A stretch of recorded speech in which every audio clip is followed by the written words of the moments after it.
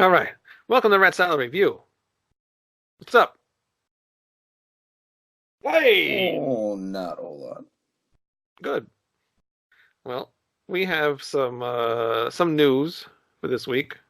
Actually, this is old news, but there's some new Yep. news. Yeah. A lot of people dying lately. Yeah, there is. Ah, shit, Uh, I forgot to grab that artillery record. That's okay. oh, you did. Well, Darth Vader has it. If you go to our Facebook page, Yeah.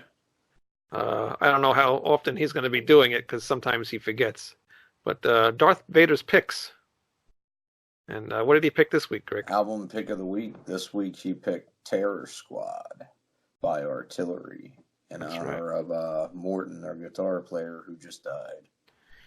Yeah, he was 57. Kind of Yep, young. from an aneurysm or a heart attack. I can't remember which. I just read it earlier. Um, yeah, I don't know. Yeah, I because wish I Ginger remembered. Baker died too, and so did somebody else, and I got all the articles confused. But yeah, anyway. Yeah, so he died, which is Good sad. band, good guitar player. Damn They are a shame he good band. died. Do you listen to the new stuff? Yeah. You like the new stuff as much as the old stuff, or you like the old stuff better? Um, it holds up compared to some of it, but they'll never top By Inheritance. Hmm. That's their pinnacle. Yeah. Hey, didn't we go see them? Yeah. Okay. Yep. Yeah. God, whatever album they had out in 2010, I don't remember what it was called now. Is that with Turbin and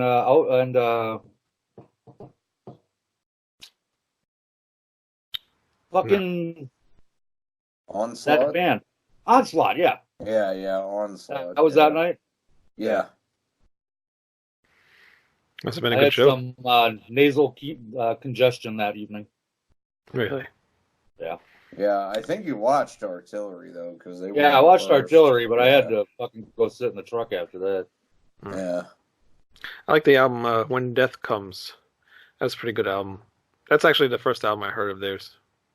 It came out in 2009. That's when they just got their new singer. One of many new singers that they've had That over the years. might have been the tour. I don't really remember now. Yeah. I remember some of the songs they played, but I was pretty tore up. So, Tour for what? about 5 hits of LSD. If you Oh. really must know. Making people wonder. I'm so good looking. You are. It was When Death Comes that tour. Okay. Yeah, when That's a good album. That That's a singer good is album. no longer. That singer's no Uh, longer in the band. All their releases are pretty much quality. I mean, Terror Squad's my personal favorite, but Do you think they continue on now, even though the original guy is gone? I think they could, but it's never going to sound the same. Yeah. Other sad news you mentioned before: Ginger Baker from Cream has died at 80 years old. That was one crazy motherfucker. I love reading interviews with that guy Yeah. and the stories about him. Yeah. Hell of a He's- drummer, too. Yeah. Shame, but 80 years old. That's a long time. So I'll be honest with you, I thought he was older than that. yeah, you would think so, because Cream, it's an old ass band. So then once again, your buddy, good old Vinnie Vincent, back in the news. Oh, yes. His what did you call it earlier? I said Vinnie Vincent cancels Merry Metal Christmas instead sure- of Vinnie Vincent announces, because everybody should know at this point it's not going to happen. I Don't know. buy tickets to it if he offers them pre-sale, because you're probably not going to get your money back.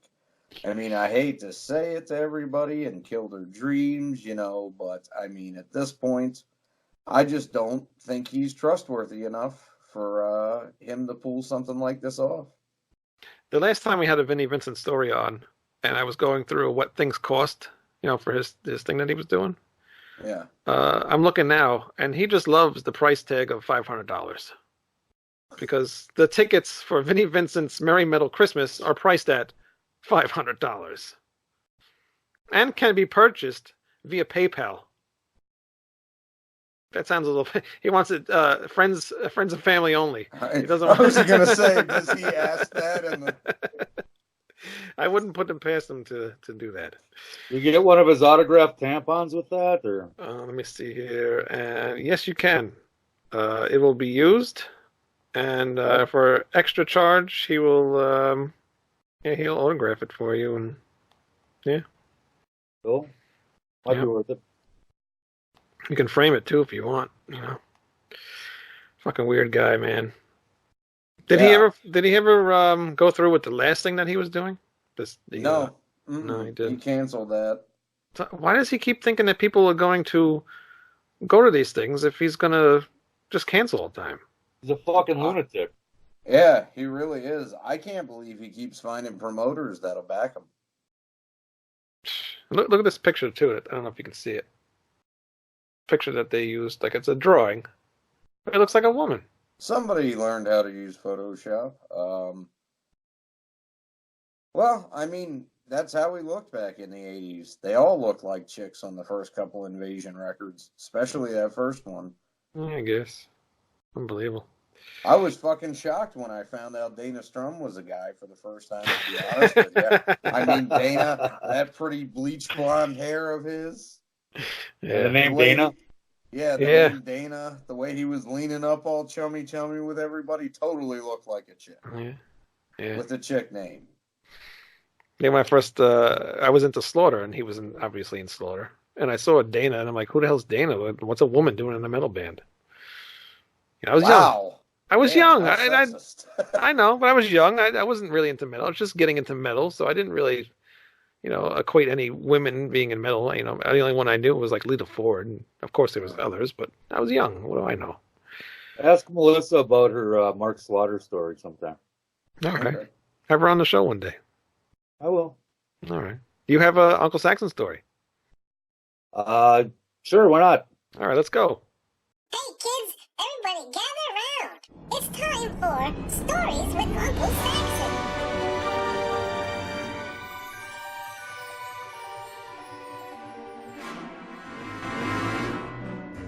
And go. The year was 2010. And this story's kind of a tragedy, urban tragedy. I flew out to Los Angeles to hang out with some friends of mine from the Heart of Metal board. Oh, wow. Chris Stender was one of them. I won't name the other people. Stendy's awesome. He's the best. I tried to get him on the show. Yeah? Yeah. Good guy. One of my favorite humans. So we go out there, and the guy I was hanging out with the first night, we went to the Hard Rock Cafe, and we saw Lorraine Lewis's new band, which I don't remember what it was called at the time. And she was great. She's actually singing for Vixen now. Melissa's actually lighting Vixen and Great White day after we get back from Antigua next week. Oh, wow. So that'll be fun. And then Kix came on, and Kix just rocked the house, man. It was so great. Did they Kix ass? Yeah, Kix kicked ass. Right. And Janie Lane came out and for the encore and sang with them. And apparently that was like one of his last appearances ever, because he kicked rocks after that, not long after that. Yeah. So we went out and went to the Viper Room, saw another really cool band that I can't remember what the name of it was. Then we hooked up with Stendy and another guy. Went to Up From the Ashes, which was a Christian metal festival in Temecula. And met some of the guys from the board. Got to meet Alt, Scott Waters, and a bunch of other crazy creatures. And that was fabulous. But the music wasn't doing much for me. So we took off, and I hadn't been drinking for quite a while before that. And I decided to go get lit. And we come back to the Christian Metal Festival, and they kick me out. I was being obnoxious. What are you going to do? So we go out, and everything's kind of a blur after that. But apparently I was car surfing on the hood of my rented Hyundai, and the entity who shall not be named tapped the brakes as I was looking back, going, "Hey, look at me, look at me!" And I went ass over tea kettle, landed on the back of my head, and blacked out. Apparently, they took me back to the hotel, and I stayed in the shower for like 5 hours, and just made it a bloody massacre. The whole bathroom was just blood red, fucking blood everywhere. God. Jesus. And then I had to get on a plane back to Minneapolis at 9 o'clock in the morning. So I get on the plane, I guess. I had to switch planes in Phoenix. And this is all a fucking total haze to me. Yeah. It's probably one of the last things you wanted to do, too. Go on a plane after, yeah. Well, that's part of the story. I get back, and one of my workers made me go to a neurologist. And I told him this story. He goes, "Probably a good thing that you stayed in the shower for 5 hours because you got brain hemorrhages and a 2-inch crack in your skull, and the hot water probably dissipated the blood clots in your brain. Otherwise, your head could have literally exploded at that altitude." Wow! So, holy shit. God. And that was almost 10 years ago, and I still feel the effects to this day. There was 2 years there that I have very little memory of. Apparently, I went to prison and shit. It is what it is. And that's your happy-go-lucky Uncle Saxon story of the day.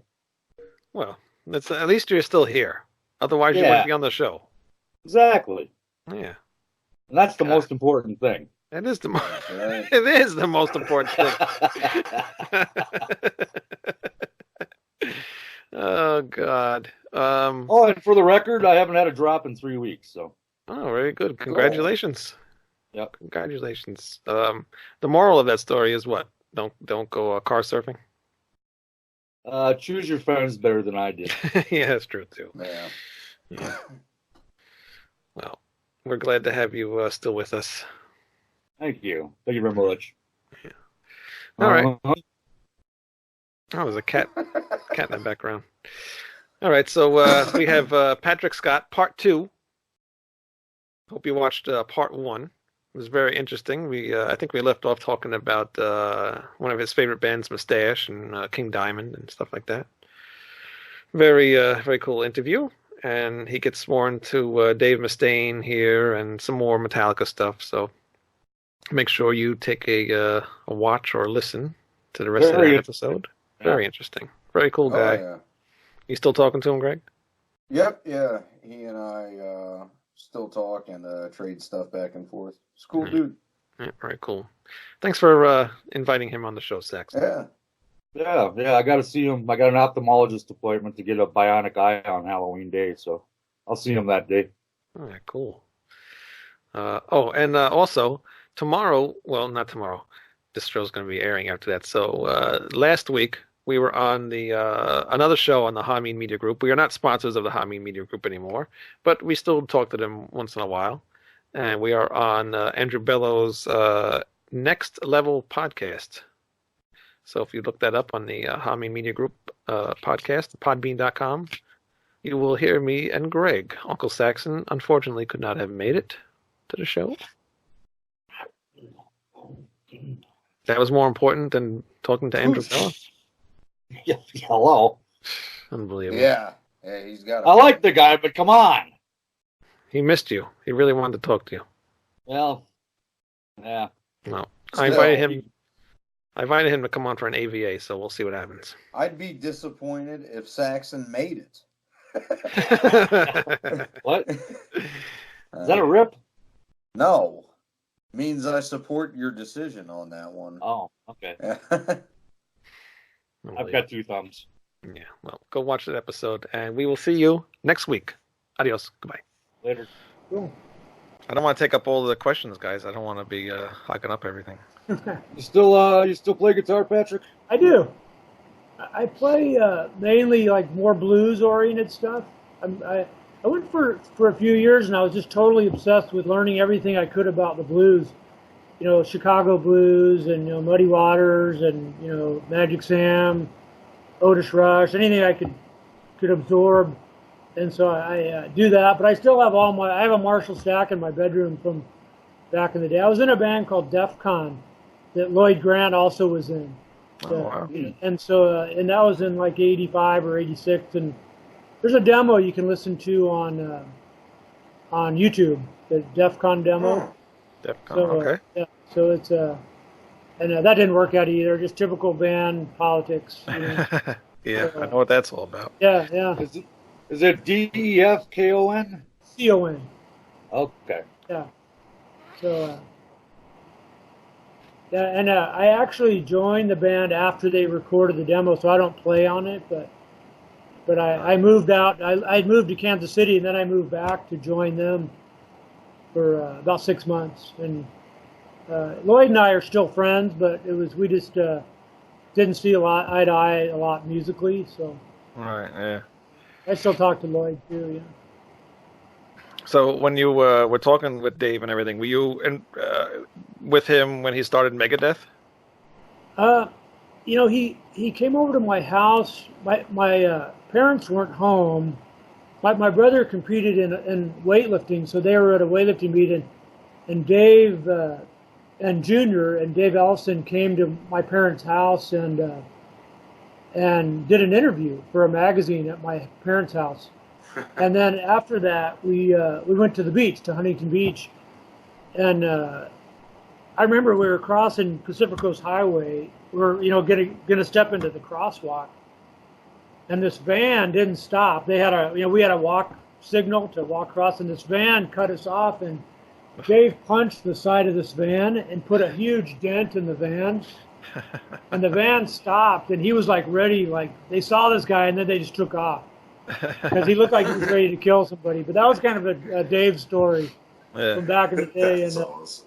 yeah, so then we went over and sat on the beach, and I remember him telling me about like Skull Beneath the Skin and Looking Down the Cross, and he's telling me the concept of the band, but I hadn't heard him yet. Yeah.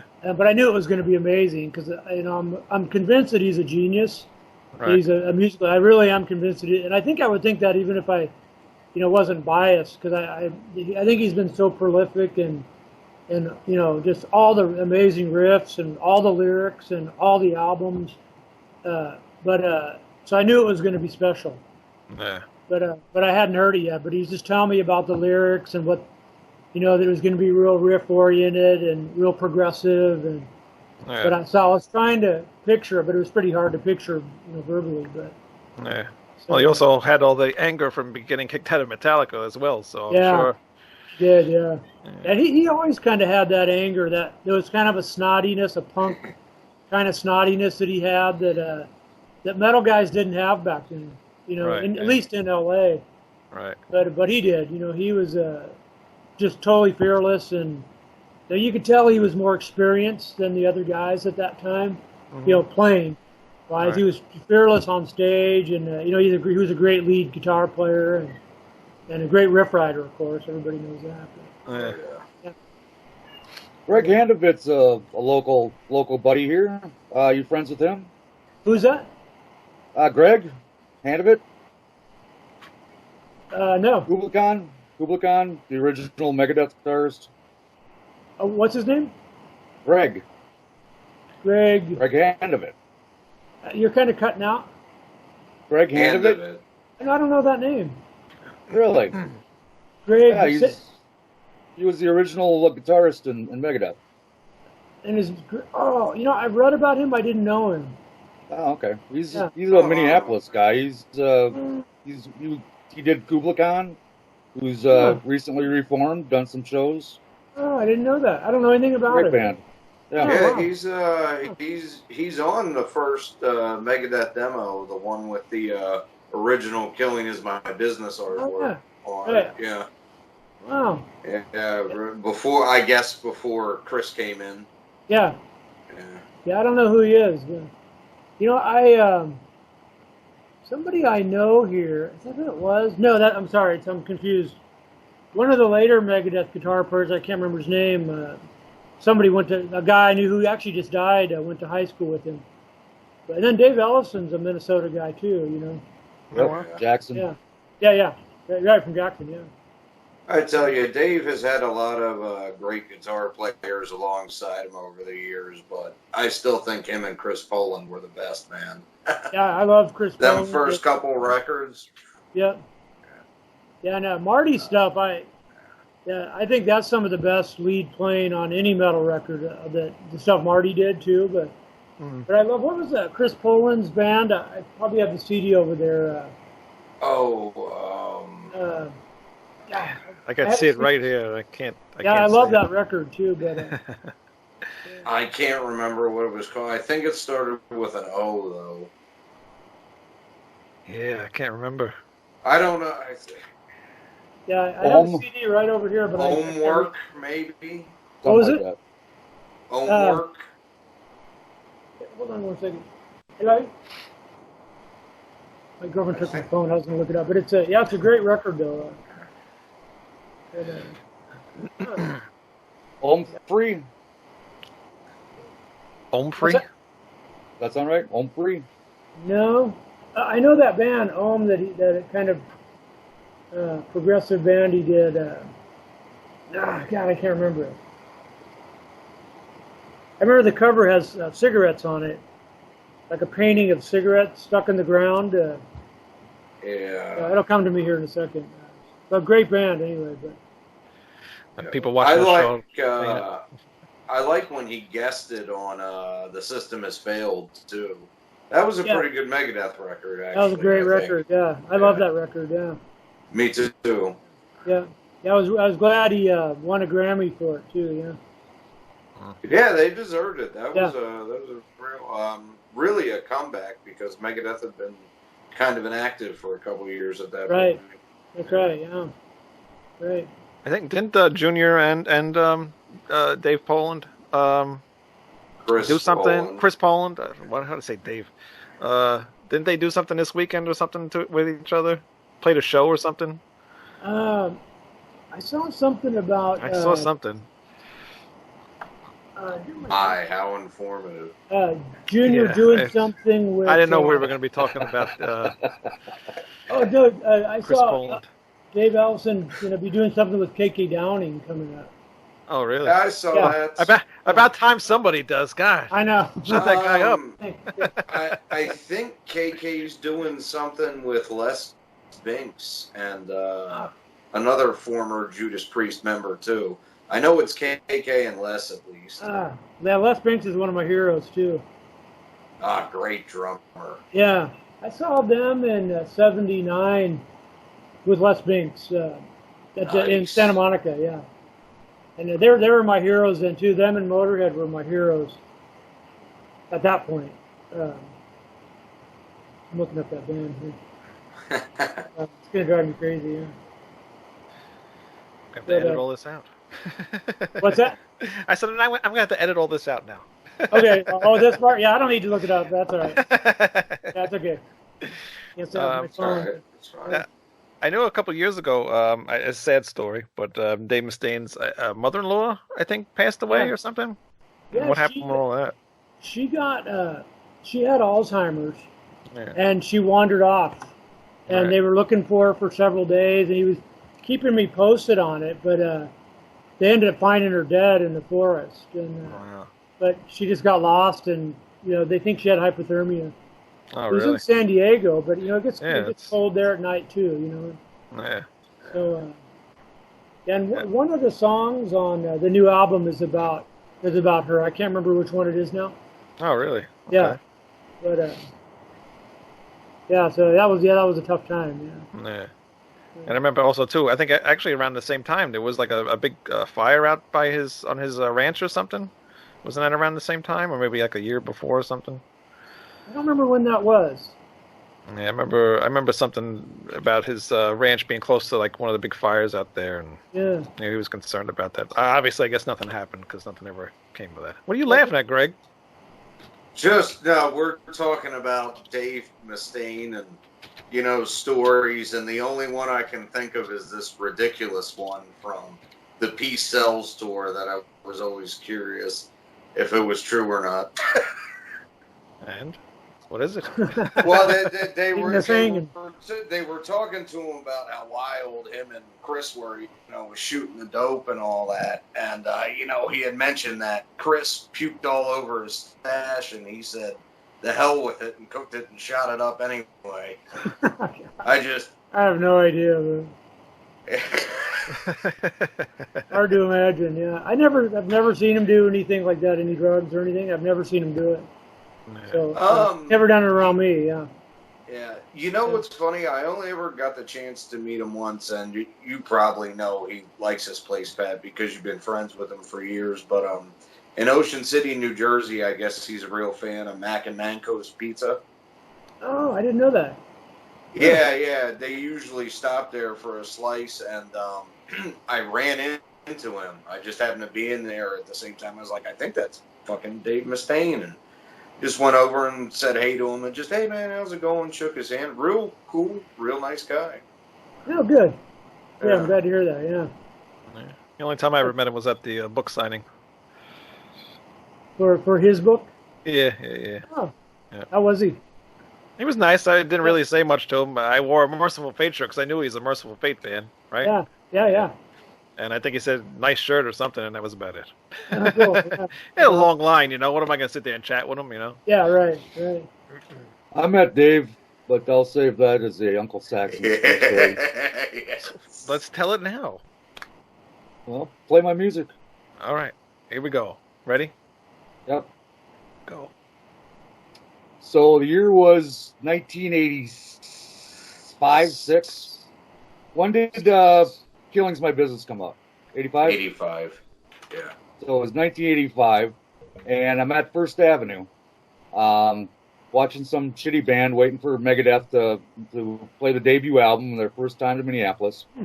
And I go outside, and across the street was a bar called Red's Roost. I don't know if you remember Red's Roost right across from First Ave. I've never heard of it. I didn't live here then, so I wouldn't know it. Yeah.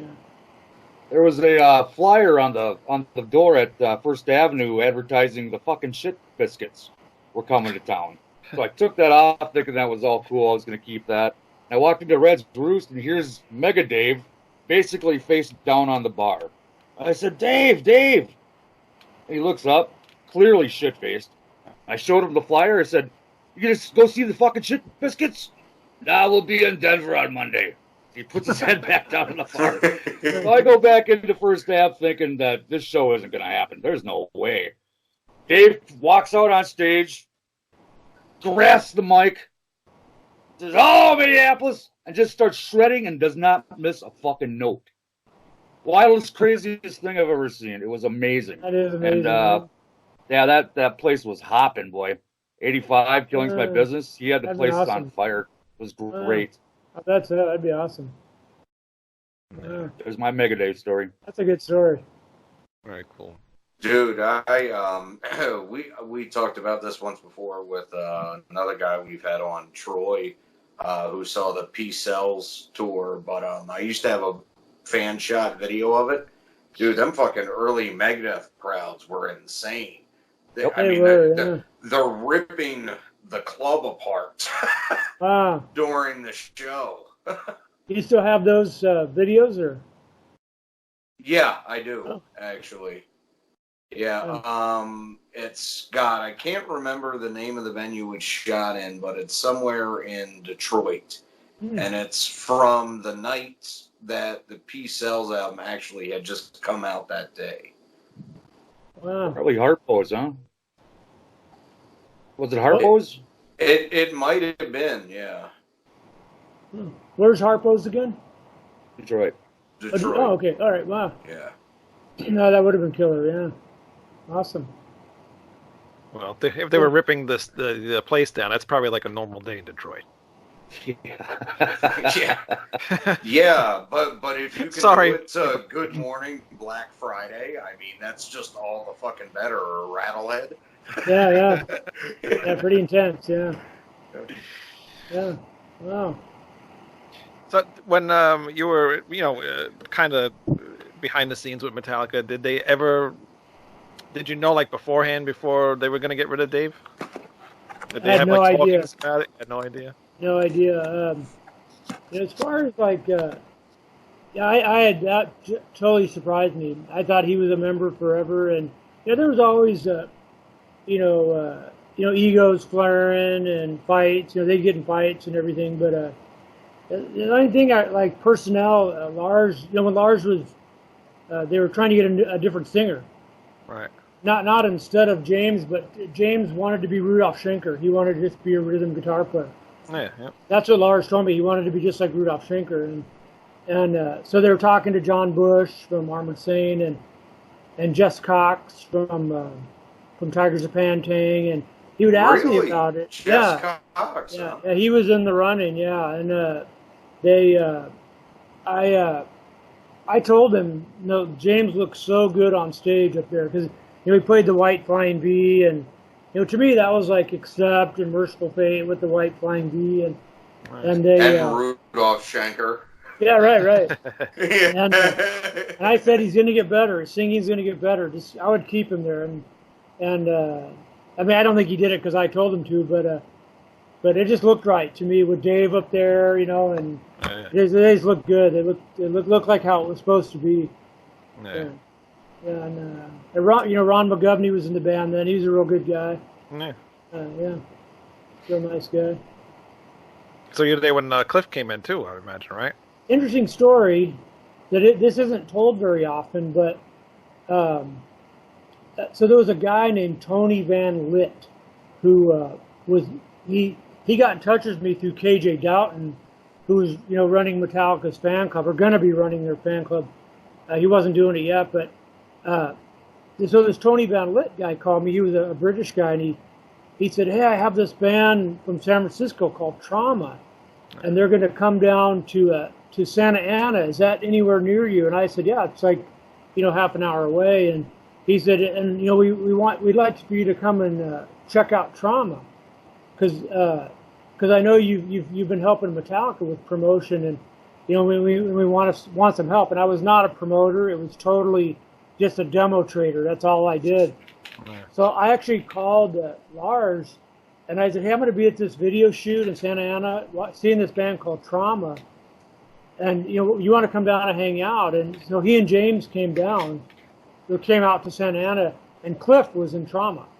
Yeah. Yep. And that's when they saw him. And then a couple nights later, he played a show in Hollywood, and then they went to see him again, and that's when they started talking to him. But the night at that video shoot, and you can see the video shoot on YouTube too.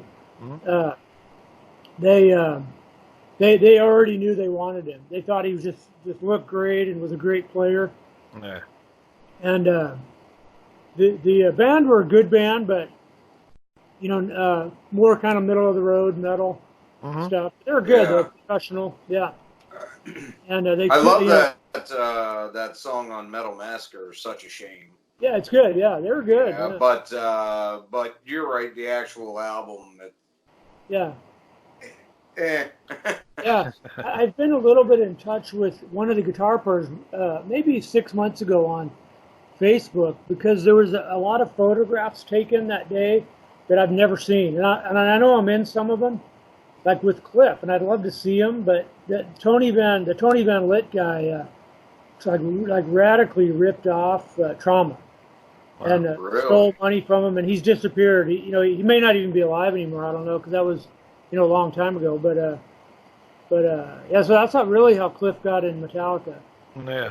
On that visit, they came down to Hollywood or down to LA to do a show and shoot this 3-song video where they it was kind of theatrical. They kind of sacrificed a virgin, and it was it was a little corny. I mean, kind of pretty corny, but and I think the Tony Van Litt was kind of pushing them to do this stuff. Yeah. They didn't really want to do, but I did not intend for them to see Cliff. I didn't know anything about the band. Right. But that's when they first saw Cliff, though. Wow. I actually still have the business card from that club. That's how what a pack rat I am. And then the scratch, the piece of paper that I wrote it for some reason in pink highlighter, and I wrote Tony Van Litt and his phone number. It's probably the first pen I grabbed, and all this bunch of stupid doodles I did. But I even still have that piece of paper. Wow. Yeah. Well, We're gonna need your address.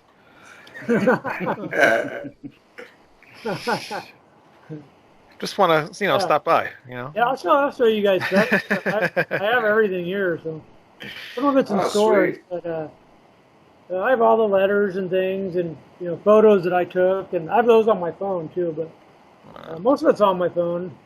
I have James's YMCA jacket he left at my house. Wow. It says James Hetfield on it, but I still have that. Wow. Have that right here. It was right before they moved to San Francisco, and he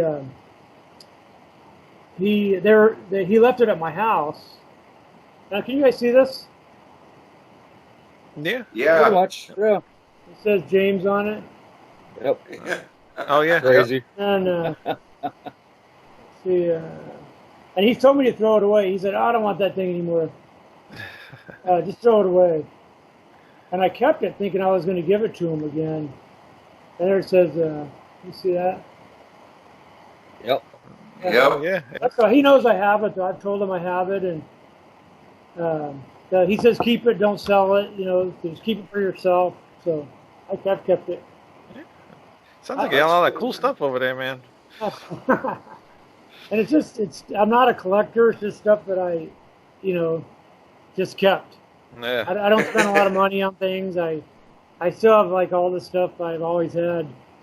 Like the Satan single and stuff is pretty collectible now. But I just got it in trades. Like I would send them, local LA band records and demos, and then they'd send me local Danish stuff or British stuff, and turns out it's Merciful Fate and stuff that's collectible. So Yeah. it wasn't then though. It wasn't valuable then. Yeah. Bet you got some killer Diamond Head stuff. I have like the Lightning to the Nations album and some of the singles and things. Yeah. But that's about it though. But yeah, they're one of my heroes too. But Yeah. I had some old Merciful Fate posters and things, like tour posters that I got in trades, things like that. But, Might have to send me some of those pictures. That would be good for our show. oh yeah, I can do that. Yeah. Yeah. Sure. Yeah, if you get a chance, that'd be cool. Yeah, that'd be cool. Yeah. You gonna say something, John? Nope. Oh, okay. I've just been intrigued for the last hour. Yeah. Yeah. See, we found something to talk about. I feel like an egomaniac, like I'm just talking about myself all this time. No, it's cool because I wasn't even into Metallica back when you were involved with them. So it's cool to hear all these stories and stuff. So I'm a big Metallica fan. Are you still like a pretty decent Metallica fan today? I don't even consider myself a fan because it's like your friend's band. Yeah. They still seem that way. And I was just down in Dallas last weekend, and my cousins took us on a tour. I'm not into football, though, but they took me on a tour of the Cowboys Stadium. And I started thinking, like, God, enough people like Metallica to fill this place up. And it still kind of blows my mind. Right, yeah. That they're as big as they are. And, I mean, one of the biggest bands in the world. Yeah. So, yeah, it's a weird thing. Yeah. But I'm glad they're the two bands that I don't know a lot of people, but, these two bands are relevant, which I'm really glad. Yeah. So it's and they're still around, and which is really cool. Yeah, and it's cool to know. You were involved like in the beginnings of basically both of them. So yeah, it's not too many people can say that. So yeah, and it was totally just luck of the draw. I mean, I just called a phone number in a one-ad paper. It wasn't anything I did or anything. It was just the guy liked Motorhead, so I was like, what? So yeah, I had to call and talk to him. So all thanks to Patrick Scott, we have Metallica and Megadeth. Thank you, Patrick. Everybody give a round people of have applause. asked me if they would have made it, if they would have not moved to San Francisco, and I know they would have. But they weren't well received in L.A. at all, but they were big around the rest of the world from the demo tapes. Yeah. So they would have made it either way. But Yeah, they had it. They did, they were right place at the right time. So. Yeah, and Lars's awareness of the worldwide metal scene that no other bands had. There was so many LA bands, and they were trying to sound like Judas Priest or the more glam bands. but nobody was trying to sound like Diamond Head. Nobody was trying to sound like Motorhead. Nobody knew Right. who Motorhead was. Exactly. And but nobody was trying to sound like Sweet Savage or Jaguar or Savage, and those are the bands Lars wanted to sound like. Yeah. And he didn't. I didn't get the idea that he thought they were going to be the biggest band in the world, but I thought he was going to be in a band that was like Jaguar or like Diamond Head, you know. And Yeah. that was his aspirations, I think. But, Oh, changed a lot. yeah. Well, Really did.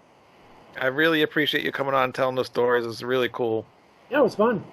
Really, really fun. And you really got to show us the collection you got in there one day. Oh yeah, anytime, yeah. Yeah, you take us around. You come on another time and you Okay. show us around the Okay. storage Well- room there. I will, yeah. I will. All right. Well, don't So go cool. anywhere yet. Yeah. Okay. Don't go nowhere. We're gonna close the show. Anybody else got anything else to say? If not, then Oh, hold thanks your thanks peace. for having me on, you guys. No Yeah, it's fun, problem. totally. Yeah, we really enjoyed having you on. Thanks. A lot of fun. Yeah, thanks for coming on, man. Yeah, I appreciate it. Thanks. All right, guys. Check out our website, ratsaladreview.com, and iTunes, Stitcher, Spotify. Subscribe to YouTube. And you got anything you want to plug, Pat? I can't think of anything. No, Nothing? no, I All don't right. think so. Mustache is one of my bands. SOG. Do you know the band SOG? Suck. SAHG. They're one of my favorite bands. Check that. SAHG. They're from Norway. No. Kind of a Sabbath with I think of them as like a Heaven and Hell Sabbath, but with Ozzy kind of vocals. All right. But it's a really great band. Yeah. Check that out. Yeah. Yeah, the name kind of gives that kind of vibe away, too. It does. Yeah. Totally Yeah, does. Yeah. yeah. Anything you want to plug, Saxon? Nope. Lightning Lady, you don't want to plug it? I'll plug the. Well, the I lighting mean the Lighting Lady business, not the lady itself. Herself. Yeah, well, we've got the most stellar female lighting designer in the United States on our team, and her name is Melissa Leonetti, and she's for hire. She'll be doing the Tech 9 show coming October 5th. Wow. Whoever Tech 9 is. I've heard of them. Awesome. Too. Well, don't you know any new bands at all? Me? No, John. Do I know any new bands? Yeah. No, Everything I really Pat, don't. Pat's Well- mentioned like so many things now. You don't know nothing. What? I know one new band that I would, because we were talking about that King Diamond show earlier. Even if I could have gotten a ticket, I would probably still go to see who I'm going to see now anyway, which is a newer death metal band called Gate Creeper. No, yeah. I don't know that. You should check them out. They have a new album coming up. I think it's coming out in November, I want to say. Gate Creeper. Yep, but yeah, they'll be in St. Paul, but it's the same night as the King Diamond show. Okay. Where are they from? Arizona. Oh, okay. Awesome. I'll check them out. And Greg's doppelganger's in that band too. Is that right? Yeah. Oh, They were on a magazine the other day, and I sent them a picture. The guy looked almost exactly like Greg. really? Well, Wow. I already knew that because I've got the Sweltering Madness single and their other record on vinyl. Oh, wow. Yeah, I'll check them out. That sounds cool. Check them out. Yeah. All right. Well, that's it for tonight. See you guys next week. Adios. See Bye. you guys. Bye. All right. That was Patrick Scott. 38 special Leonard Skinner bassist Larry Junstrom dies at 70. Oh, Yeah, are we still forgot about recording? that. Yeah. Oh yeah, and Ian Hunter has tinnitus, unfortunately. Really We bad. did that last week, but you weren't here. Oh yeah, that's Yeah. right. Stupid So. laptop. Maybe if you watch the show that you're supposed to be on, you don't. Yeah. And get a proper computer or a phone and, do the show. I'm glad now you got a tablet. Oh, did you get a tablet? Well, he didn't get it. I use Tracy's. Oh. What's the password? 000. Oh, no. Now everybody's going to know it. Because it's so hard to figure out. It's something to do with fucking cooking, I bet you. No, it's No, it is. literally zeros. Wow. Yeah, Yeah. it's all right. Who's stealing the laptop? But anyway, yeah. So next week, please join me because these two guys weren't available. But I talked to another member from the Hameen Media Group, Michael Jargo. We talk a little bit about Halloween and some other bands that he's into. I can't remember off the top of my head right now what it was. Just some randomness stuff. Very fun interview though. Talk about metal and stuff like that. So make sure you check that out. And I invited him also to an AVA show. That'll be cool. Very nice guy. And I really appreciate him coming on. Oh, and one more thing. I did another solo show without these two knuckleheads again on a wrestling show about AEW, the first premiere episode on TNT. I did that with the great Harry Barnett, who has been on our show, and I do want to have him back at some point. But that went fairly well, so give that a look-see. That's I don't like podcasts. Crap, I can't remember what the hell it's called. You remember what it's called, Greg? I don't care about podcasts, something like that. Is Yeah, something. something like that. Just look up the great Harry Barnett, and you'll find him. It's on there. Actually, it's on our YouTube page in the playlists. By the way, guys, we have some new subscribers on YouTube. I know we have some on iTunes as well, but since I can't see that, I can't see that on iTunes and see who subscribes to the show. I can only see who's on YouTube. So, as far as YouTube subscribers, I want to thank Jared. Jared, I'm going to really screw this up, but L'Espérance. All right, Jared, you know who you are. Thanks for subscribing. Thank you. Yeah. Robert. Thank you. Ooh, from the bottom of our illiterate hearts. Thank you. Robert Roberts. Thank you very much. New subscriber. Not his real name. No, I hope not. And Daryl. No last name given. Yeah. And his other brother, Daryl. Yeah, and his other brother, Daryl. Daryl SLR Gunaz. I can't pronounce that either, so thank you guys for subscribing. I think there's a few more. It's just they don't all show up on YouTube for some reason. So if you have subscribed, you guys for subscribing. Yeah, so if you have subscribed and you're not on my list here, I really appreciate you subscribing. And on one of our shows, the reggae show, somebody Echo Trip was commenting on some stuff. So just if you are listening to the show and you have subscribed, thank you very much, and thanks for commenting. We like to have everybody. Echo Trip. I listened to the wrong Steel Pulse album that night. That's why I was talking about True Democracy instead of State of Emergency. So I winged it after that. That's the full and frontal truth.